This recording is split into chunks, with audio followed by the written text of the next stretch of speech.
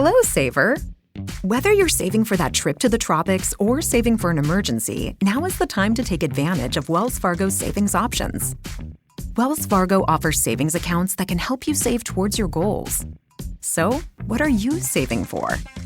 Visit a Wells Fargo branch or wellsfargo.com/save to open a savings account today. Wells Fargo Bank, N.A., member FDIC. Wells Fargo presents one of the surest ways to grow your money. A Wells Fargo CD account, where you can earn a 5.00% annual percentage yield on an 11-month term with a minimum opening deposit of $5,000. Visit a Wells Fargo branch or wellsfargo.com/CD rates to open a CD account and start growing your savings with us. Wells Fargo Bank, N.A., member FDIC. This is SpaceTime, Series 25, Episode 141, for broadcast on the 20th of December 2022.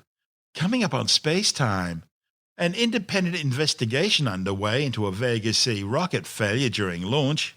A violent leak threatens the spaceworthiness of a Soyuz capsule at the International Space Station. And the space station forced to undertake an emergency avoidance maneuver to keep out of the way of a piece of massive space junk. All that and more coming up on SpaceTime. Welcome to SpaceTime with Stuart Gary.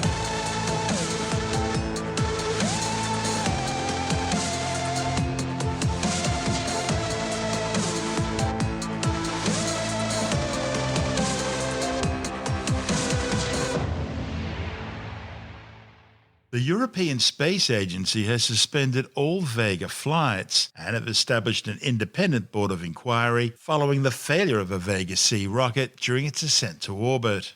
The ill-fated mission was only the second flight for the new Vega C and its first commercial launch.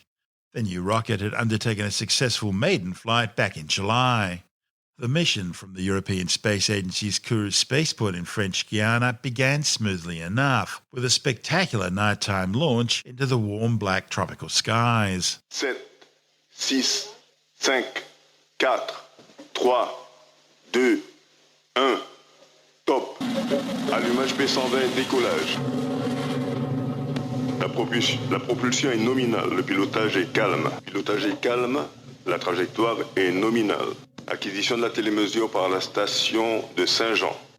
Paramètres bord sont nominaux. How fantastic to see Vega C roaring across that equatorial sky. Yet again, one can't take one's eyes off her. It's so impressive, like a boil of light rumbling across the jungle. This is, of course, the second launch of Vega C, Europe's new launcher, and it has just successfully completed liftoff with Pléiades Neo 5 and 6 on board. These two satellites, designed by Airbus Defence and Space, are the 119th and 120th to lift off on a Vega launcher. What are the main stages of the flight we should be looking out for in the next few minutes? So in a little less than 1 minute, the P130 first stage will have finished its job and it will separate from the launcher. This is the second flight of this P120 stage following the maiden flight, and it will also be used on Ariane 6 later on. Début de queue de poussée du P120. It's always incredible to see the liftoff. There we go. Séparation du P120 et allumage du Zéphiro 40. There we have it, the separation of the P120. Well, the DDO has just confirmed this separation of the first stage. So if I've understood correctly, the P120, David, is just one of the new features of this new launcher, am I right? Yes, so besides this first stage, the second and the fourth stages, so the Zefiro 40 and the Avum, have also been improved,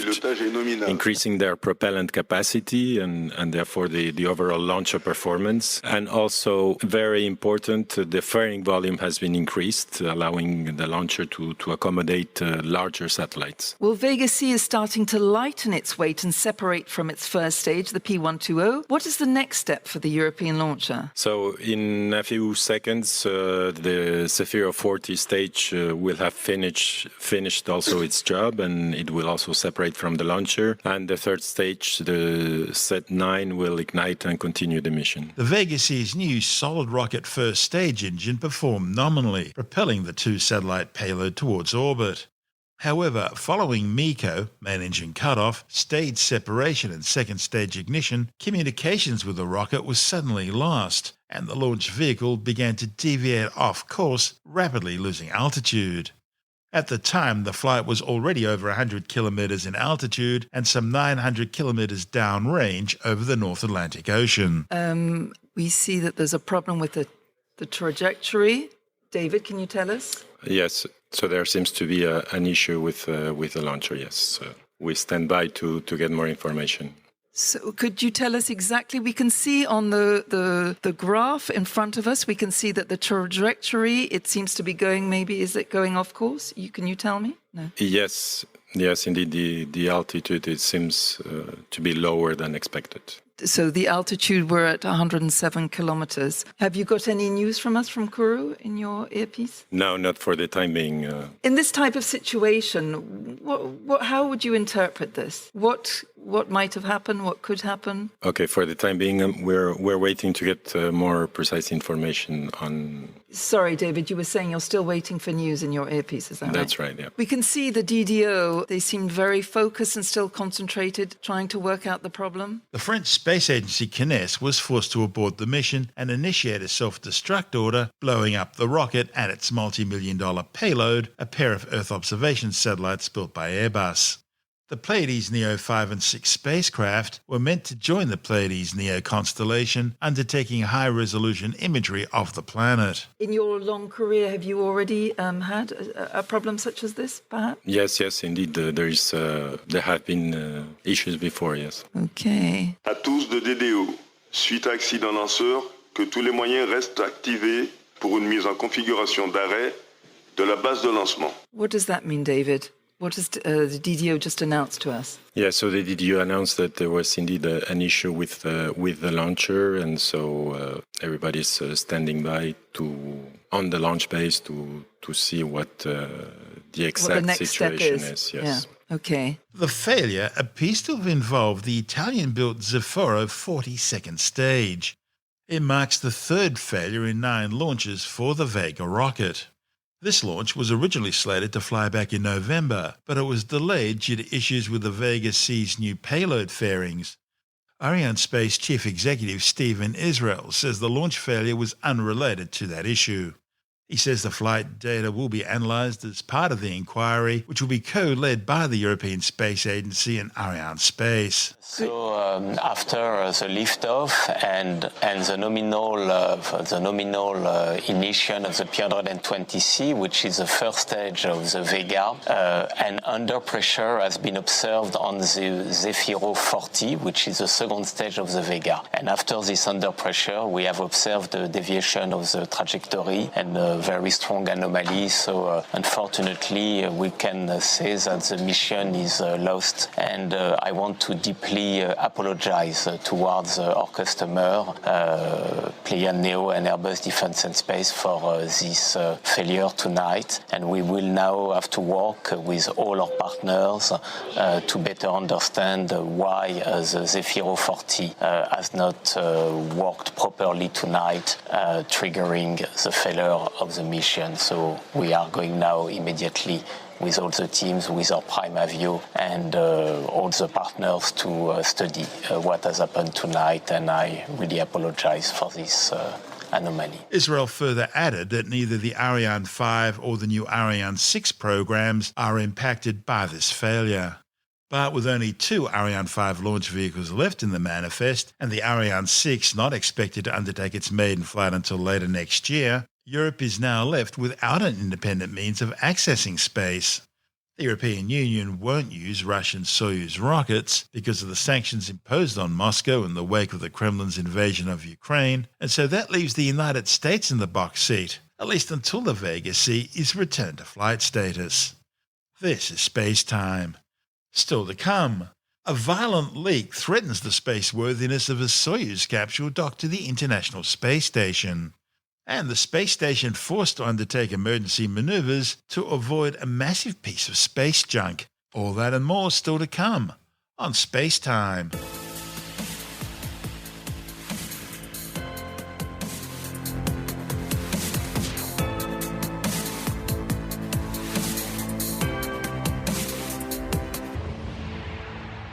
Okay, time to take a break from our show for a word from our sponsor, NordVPN. You know, you may be wondering just how NordVPN can help you. Well, the answer's simple. NordVPN provides a secure and private connection to the internet, and that allows you and your family to browse safely without worrying about your data being intercepted or monitored. It also hides your IP address and your location so that no one can track you or your loved ones online. Furthermore, it encrypts your traffic so that even if someone were to be able to intercept it, they still wouldn't be able to read it or use it in any way. And using NordVPN's really easy. All you need to do is purchase a subscription from the website or use the app. Download the client on whatever device you want protected, Windows, Mac, Android, OS, whatever, and then connect with just one click.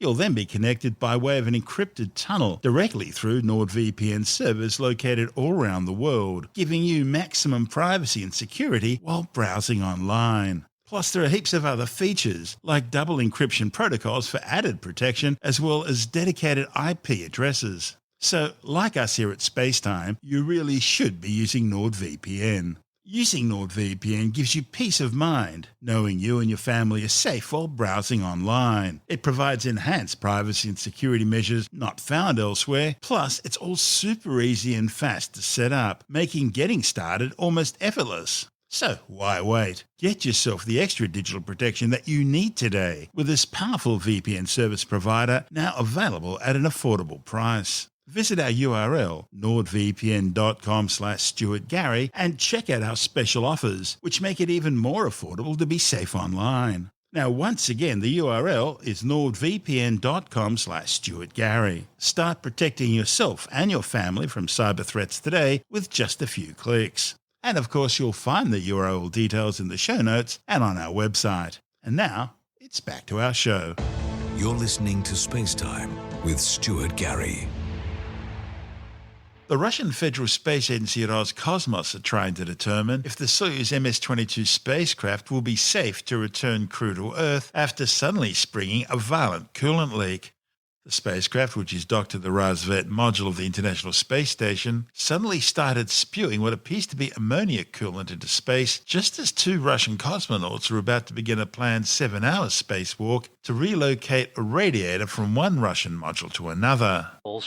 Coming out of the Soyuz MS-22 vehicle that is attached to the Razvet module on the Earth-facing side of the Russian segment of the International Space Station. We do not know what the source of this stream of particles is at this point.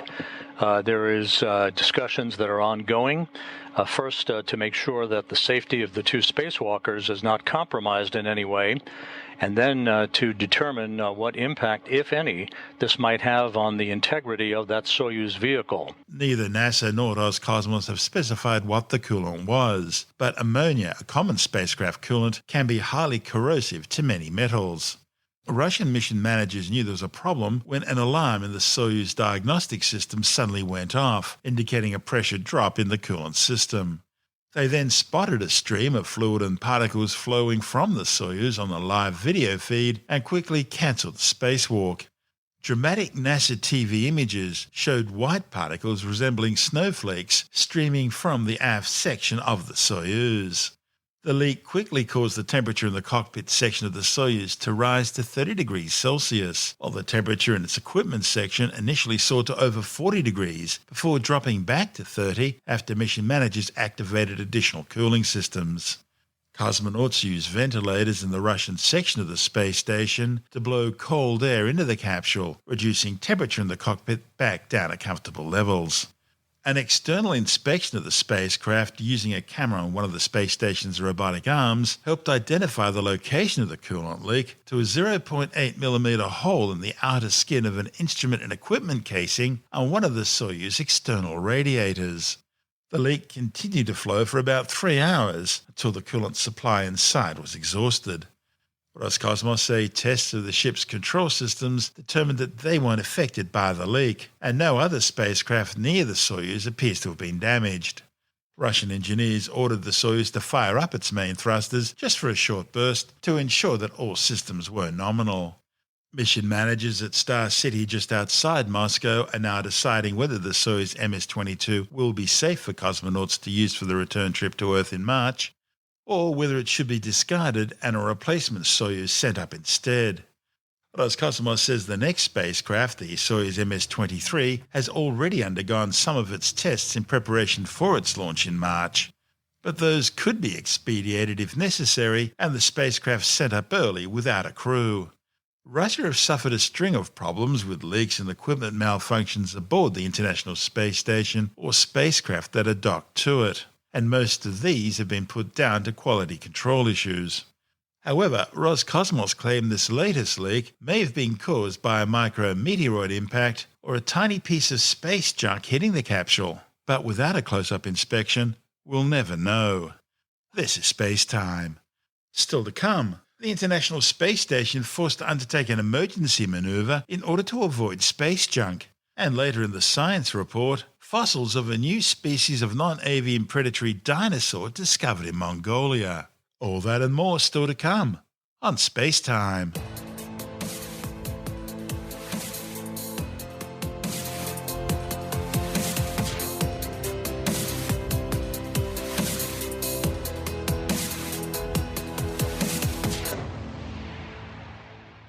NASA have cancelled a planned spacewalk and undertaken an emergency maneuver to move the International Space Station out of the way of a piece of Russian space junk heading in their direction. The 3.5-metre wide spent frigate upper stage, used on Soyuz and Proton rockets, was predicted to pass within half a kilometre of the orbiting outpost, far too close for comfort, triggering the highest level red alert. The incident happened after two Expedition 68 crew members successfully completed the first of two EVAs, or extravehicular activities, to increase the orbiting outpost's power output. The 7-hour and 5-minute spacewalk successfully installed one of the new iROSA rollout solar arrays, which were recently transported to the space station. The team also disconnected a cable to ensure the 1B channel could be reactivated, and they released several bolts for the upcoming installation of another iROSA solar array, this one on the 4A power channel on the port truss. When it's installed, it'll be the fourth of 6 iROSA solar panels that are being added. This report from NASA TV. Since its inception, the International Space Station has been powered by large, heavy, and complex solar panels. But as expected, these panels have slowly degraded over time. As a part of an experiment, the station's robotic arm unfurled the first ROSA, or Rollout Solar Array, in 2017, testing a new and unique concept. Instead of a rigid solar panel, ROSA was crafted from a composite carbon fiber, containing an array of solar cells that can be deployed and retracted similar to a tape measure, using stored strain energy of the material. ROSA was also lightweight and generated power with more efficiency. Now, larger versions of ROSA technology, known as iROSA, are being installed on the station permanently through a series of launches and spacewalks. The arrays augment the existing power supply and restore power to previous levels when the original arrays were installed. ROSA technology is also an important part of future exploration. It will serve as a power source for Gateway, the planned multi-purpose outpost orbiting the Moon, ROSA, proven on the space station, and powering its way to the Moon and beyond our planet's reach. The new panels will increase the space station's solar power capacity by 30% from 160 up to 215 kilowatts. However, the planned second spacewalk to install that fourth array was postponed after mission managers determined that a large section of Russian space junk, which they had been tracking for several days, was likely to pass dangerously close to the space station. Mission managers in Moscow used the thrusters on one of the docked Progress cargo ships to safely maneuver the space station out of the way of the spent rocket stage.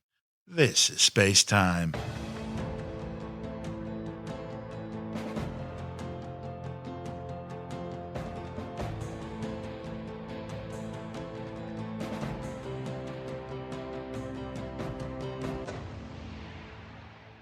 And time now to take another brief look at some of the other stories making news in science this week with the Science Report.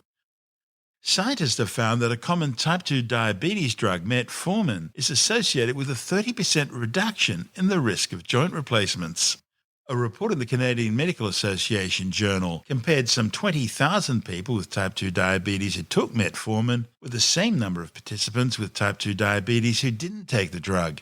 Researchers found that those who did take the drug had a lower risk of needing knee or hip replacements. They say more information is now needed in order to determine whether metformin can be used to treat osteoarthritis, a condition which currently has no effective medications. Paleontologists have discovered the fossils of a new species of non-avian predatory dinosaur that used to dive into water to find its food. The remains were uncovered in late Cretaceous sandstone at a dig site in Mongolia. A report in the journal Communications Biology claims the small carnivorous theropod, named Natovenator polydontus, meaning swimming hunter with many teeth, walked on two legs and was semi-aquatic. It had a large streamlined body similar to that of modern-day diving birds, and a noodle neck like a goose. The authors say the unusually high number of teeth it had in relation to the size of its jaw suggests that it probably ate fish or insects. New findings by the University of South Australia suggest that stressed students might want to add walnuts to their daily diet in the weeks leading up to their next exam. A clinical trial reported in the journal Nutrients showed that undergraduate students showed positive effects from walnut consumption both on self-reported measures of mental health and wider biomarkers of general health. The study suggests that walnuts may counteract the effects of academic stress on gut microbes during periods of stress, especially for females. However, it's also important to note that this study was funded by the California Walnut Commission. New Twitter owner Elon Musk's revelations, showing how deeply the FBI secretly manipulated Twitter in order to prevent free speech and control the information the general public were getting prior to an election, has provided a unique insight into how intelligence agencies around the world control what you're allowed to know and what they don't want you to know. And of course, the Twitter files are not an isolated case, with Facebook boss Mark Zuckerberg also admitting the FBI were instructing them what to censor and who to block out as well. Now they're exposed, the social media giants claim not getting the full picture was for the public good, and it would seem the general public agree. A Pew Research study shows that in 19 countries surveyed, an average of 57% of people thought social media was good for democracy. In Singapore, the figure was as high as 76%, while in Sweden it was 66%. In most other countries, including Japan, Germany and Italy, it was in the mid-50s. The United Kingdom saw about 50% of people say it was a good thing, while 48% said it was bad and 2% were undecided. Canada was similar, with 49% good, 47% bad, and the rest sitting on the fence. But Australia went the other way, with 50% of people thinking social media was bad for democracy and 48% thinking it was a good thing. In France, 51% said it was bad, while in the Netherlands it was 54%. But the standout was the United States, where 64% of people surveyed now believe social media was bad for democracy. And with new revelations in the Twitter files continuing to expose the level of manipulation involved, who can blame them? There have been changes taking place at Facebook's parent company Meta, which has apparently spent millions developing clever personal devices that no one really wants or knows what to do with. With the details, we're joined by technology editor Alex Zaharov-Reutt from ITWire.com. In the world of Meta, which also makes the Oculus Quest Pro headset, I saw a fascinating article on Gizmodo called Meta's Not Giving Up on the Metaverse Just Yet. Now, this comes hot on the heels of John Carmack, the co-creator of the famous game Doom, saying this is the end of his decade in VR. He's quit Meta. But there's also a blog post from Andrew Bosworth, the CTO and head of Reality Labs, which is the division within Meta that is looking after virtual reality. And he says, why we still believe in the future. And he talks about they've had a very tough year.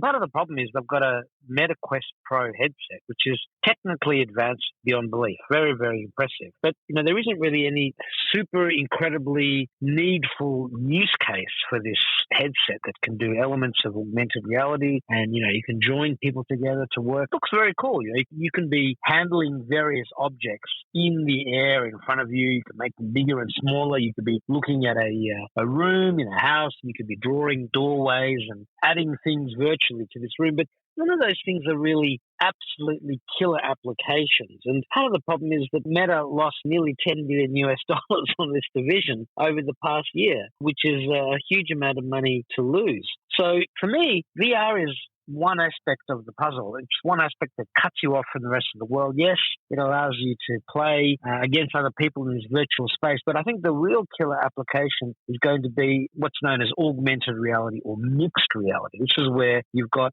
digital objects appearing on top of real-world items, and the best sort of the one use case that people can really identify with and understand, and we even saw it in the very first Terminator movie with Arnold Schwarzenegger back in '84, was when you've got information appearing beside people. So you're at a party. Exactly right. You know, the camera recognizes a person, and that's Jill. I met her 6 months ago.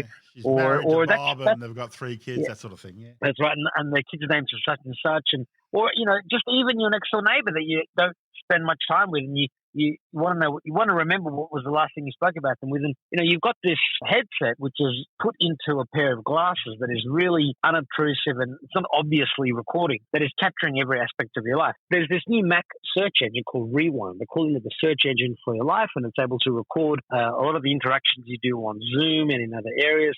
That is something that is trying to be useful to help you remember things about your life. Now, when you have a headset that is recording everything that you're doing, at least when you want it to, you'll be able to remember where you put the keys. You'll be able to quickly sort out arguments over who said what, where, and when. So, the world has these great technological ideas, but we're still trying to figure out how to make best use of them. And, for most people, I try to show them various things on their phone that they didn't know was there that make life on your smartphone so much easier. And I see most people are still using their smartphones as though they were launched in 2007 with the iPhone or 2008 with the very first Android smartphones. They're not using their smartphones in a way that a digital native, a very young kid getting their first phone or iPad, would be able to use their devices effortlessly. If you've ever seen children using iPads, it's very different to the way that adults use them. What's the difference? The kids know all the gestures. They're happy to talk to their devices. The older people are using keyboards and mice, and they're sort of stuck in that mindset. Whereas with kids, they're able to swipe up, swipe down, swipe left. They know how to go between apps. They know how to do various things that anybody can do, but most people don't read the tips or the help, or they don't follow the keynotes, or they don't follow people on YouTube that are teaching this sort of stuff. Just getting back to the Twitter files, are you surprised at how deeply in bed with Twitter the FBI was and how carefully they were manipulating the whole thing? They had something like 88 agents working at Twitter. Well, sure. Absolutely. It's really a worry when you've got government so deeply entrenched into what is meant to be an app that, when Twitter first started, I remember people at Twitter talking about this was an app for the free speech wing of the free speech party. And then when you have government and government agencies so deeply embedded in an organization that it is sending off specific Twitter accounts to be blocked, and the FBI is asking for people to be looked at simply because they made a political joke. Are we living in the free Western world, or are we living in some sort of alternate Black Mirror reality dystopia? And of course, if all this is happening at Twitter, then what the heck is happening at Facebook and Google and Instagram and YouTube? Are all of our conversations being listened to on WhatsApp Messenger and Facebook Messenger and iMessage and Skype? You really do have to wonder what's going on. They say these sort of things are only happening in Russia with the FSB or in China, but it shows that they're not happening here in the West as well. Yeah, we're definitely living in very unusual, very interesting times. With all of that, Merry Christmas. That's Alex Zaharov-Reutt from ITY.com.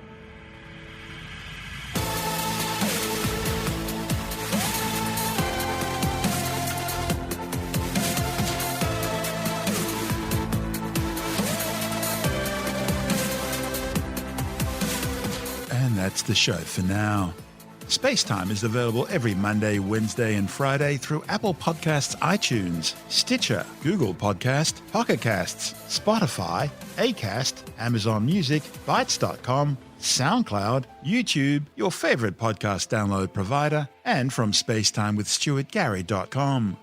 SpaceTime's also broadcast through the National Science Foundation on Science Zone Radio and on both iHeartRadio and TuneIn Radio.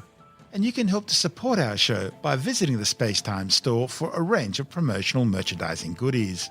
or by becoming a SpaceTime patron, which gives you access to triple-episode commercial-free versions of the show, as well as lots of bonus audio content which doesn't go to air, access to our exclusive Facebook group, and other rewards.